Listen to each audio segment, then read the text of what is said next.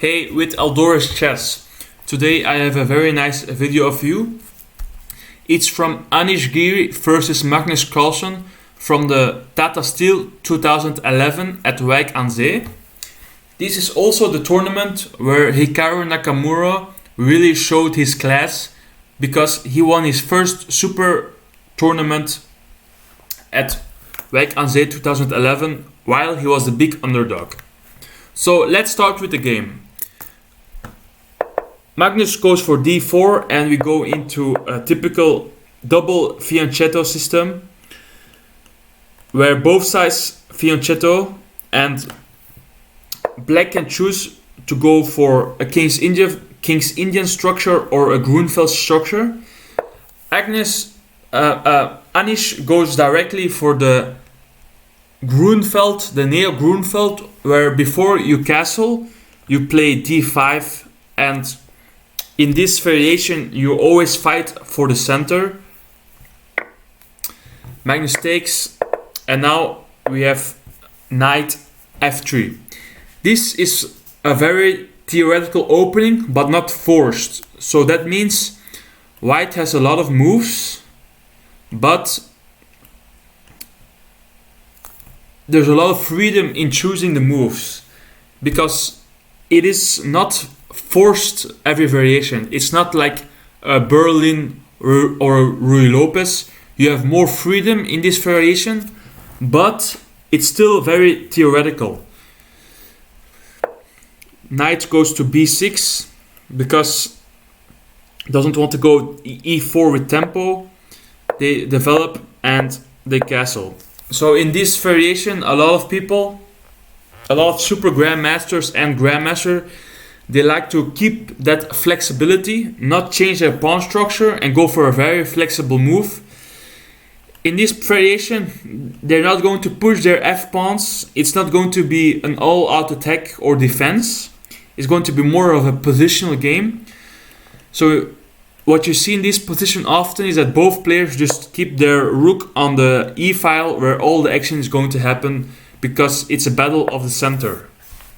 Now, black plays a typical move in this kind of structure, a move that's very popular, just taking space on the queen side. But it also has a lot of poison. The rook can maybe come later into the game, but most importantly, this bishop and this pawn kind of a long distance relationship with each other. Meaning this pawn can make this bishop more to life. Because let's say it goes to a3, if white plays b3, this bishop becomes a monster. And let's say even if he played a3, this bishop also becomes a little bit more of a monster. And I think maybe Magnus didn't know what to do in this game. He can go this, he can go here, he can go h3, a3, e2 is played in this move, in this order. But Magnus plays, in my opinion, the very anti-positional move, queen d2. And this is the start of all his trouble. So I already said Anish Giri is going to win this game. But it's going to be very, very class win. So immediately you think this is a misplaced piece, and I would also say this is not a blunder, maybe not an inaccuracy, but it gives all the initiative to black. So Anish now plays like a god. He doesn't go for something slow.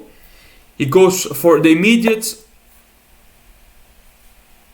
e5, attacking the center and playing the most sharp line.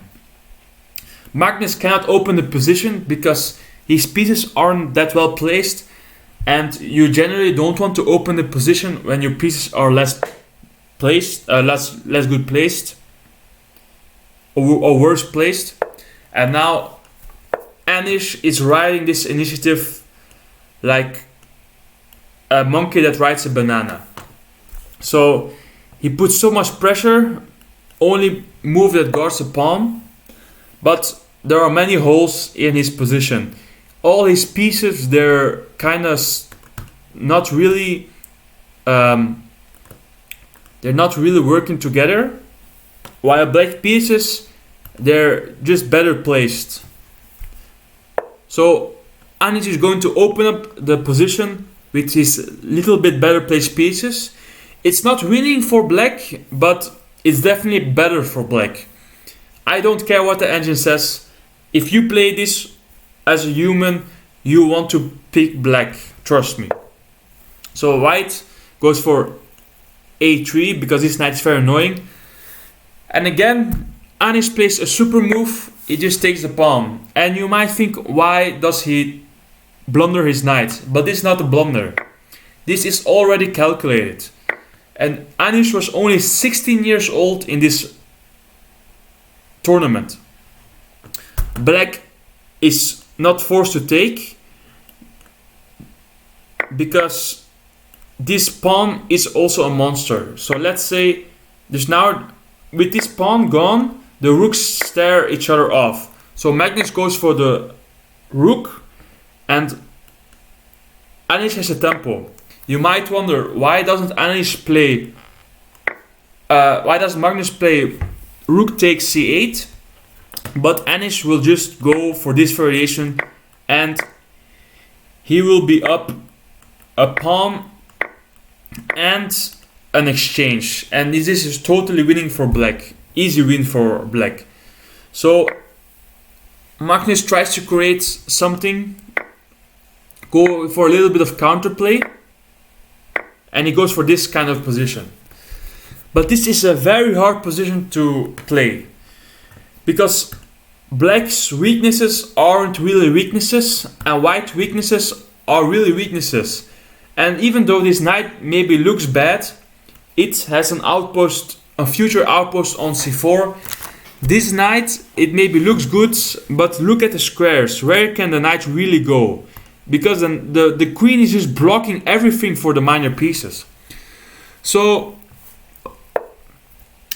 Anish goes for this kind of idea. This knight really belongs on c4, and Magnus tries to make his bishop more of a better piece, but before he tries to place his rook on the d file, but this is already too late. Magnus goes here, and look, if Anish plays h6, it's already looking very bad because he has to go here, or this pawn, he can now take it, but it looks, this knight is also kind of misplaced. This bishop is biting on granite. This knight is coming. It's positionally very hard to create some counterplay for white. So here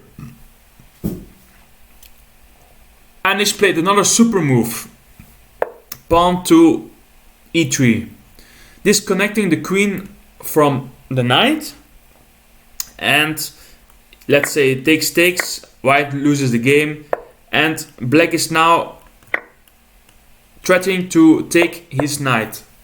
So Magnus tries to create counterplay, attacking his knight, but Anish already calculated this. So in this variation, this pawn is worth more than a piece in my opinion, because this pawn is already on the third rank, protected by a rook, and there's 20 different kind of tactical puzzles in this position, because there's so many ways to win. It's totally losing for white. So Magnus takes the pawn, but let's say he goes for something very normal looking, taking the knight. Anish can just sacrifice his queen and it's winning. Or let's say Magnus tries to block the pawn. Then we have this kind of position where there's so many beautiful tactics. White cannot go for perpetual.